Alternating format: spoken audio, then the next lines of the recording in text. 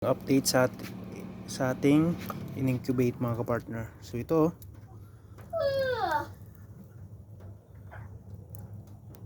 ayun. So basa siya kasi meron na pong nagpipisa. Ayun mga kapartner. Yan po yung update sa ating in-incubate na itlog po. So kunti lang po yung in-incubate natin mga kapartner. Kasi wala pa tayong mga ilaw ganyan. So kakailangan natin ng mga ilaw dahil sa brooding mga kapartner. So ito yung mapipisahan natin dito mga kapartner. Kung bago ka pa lang sa page or channel natin mga kapartner, ito, follow nyo na po mga kapartner. Baka kayo po yung mabigyan ng sisiw mga kapartner. So magbibigay tayo ng sisiw.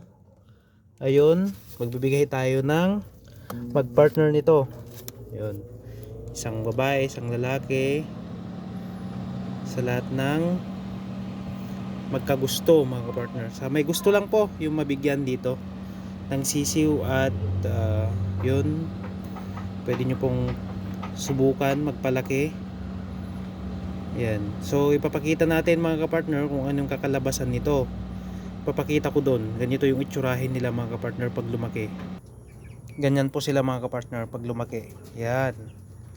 Ganyan po yung mga itsurahin po nila. So possible ganun po yung ganito po yung mapipisa mga kapartner. So di ba ang gaganda oh.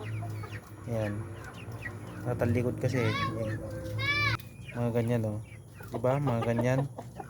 Possible mga kapartner. Kung puti naman ganyan. Ito sa puti. Pero pag ganyan naman po yung itsurahin po nila. O di ba mga kapartner, gaganda. So ayan, possible.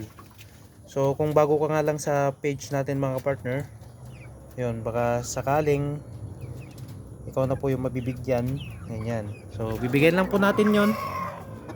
So lang po magbigay ng chicken chicks para makapagsimula po. O di ba?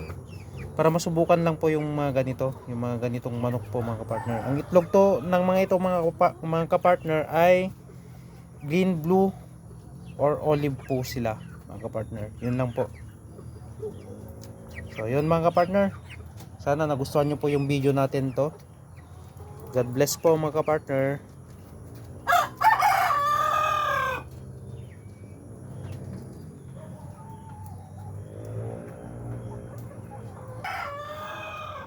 So yun, may isa na pong bubukas. So check, i-ayos lang po natin to.